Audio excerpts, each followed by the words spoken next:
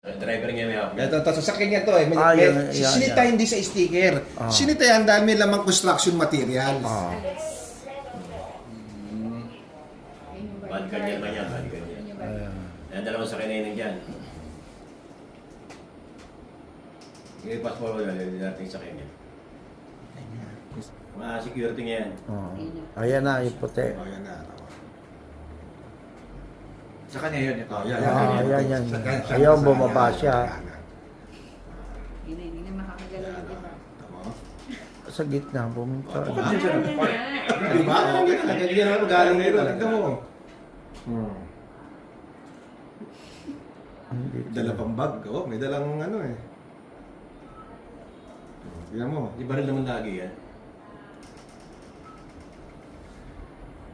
Teka po, masisiran mo. Siya magpapasok ngayon.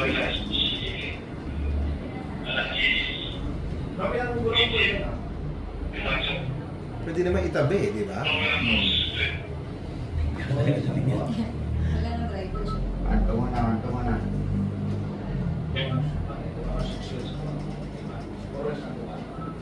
Tatabihin mo muna, mantong ko naman.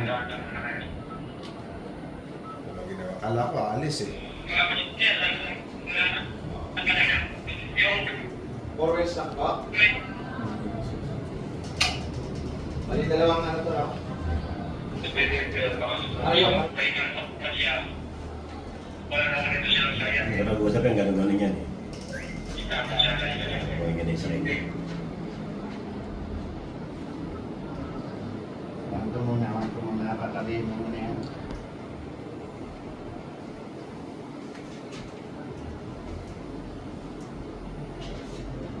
Pass forward. Sakyan niya doon. Hindi man yan lang po. Sino nag-drive nun? Mamaya pa, iniiwan na yan dyan. Inalis niya, dinala niya ang construction. Kasi babalik niya po yan. Nayagan ko na siya. Sige, alis kasi. Kung mag-drive eh. Muna kasi.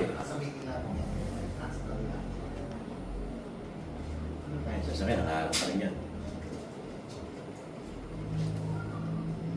Ayan, siya. Yan. Yan ang po Ah, yung mamaya siya, drive Fran. niya. Binalik niya. Ito. Opo, yan po. Yan na yun yung galing dito. Oo. Hinarang niya rin ulit. Yes po. Tama bumalik, di ba? Kasi hindi niya po yan tatanggalin. Ah, binabaliwanagan ko na siya. Kailan to nangyari? Kikita ko ibang ginagawa niya. Ano yan? Buti hindi nagagalit yung mga homeowner. Minumura talaga siya. Yung mga dumadaan, Oo, ano? minumura siya. Narinig ko nga mga mura. Putang ina mo. Sabi ko, tulutong eh. Ay, mga bad. Pangalan?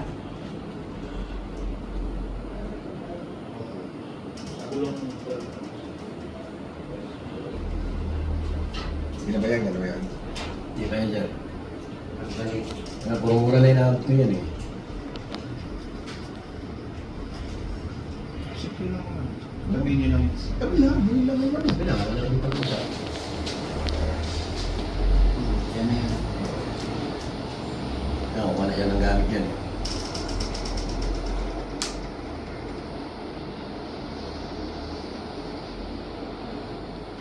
Kasi iniisip ko, kuha pa rin sa sasakyan pa yan eh. Ano mo naman niya ako yan? Ano mo?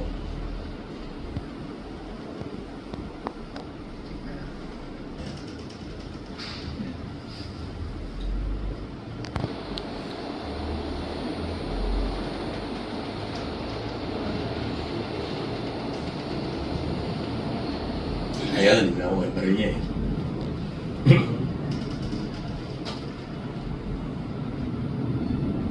Kaya siya inaresto na. Oo, ang galis na naman.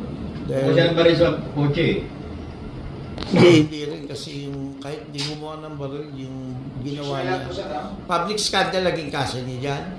Unjust vexation, rape threat, alarm scandal. Ayun, alam scandal. Laki niyan eh.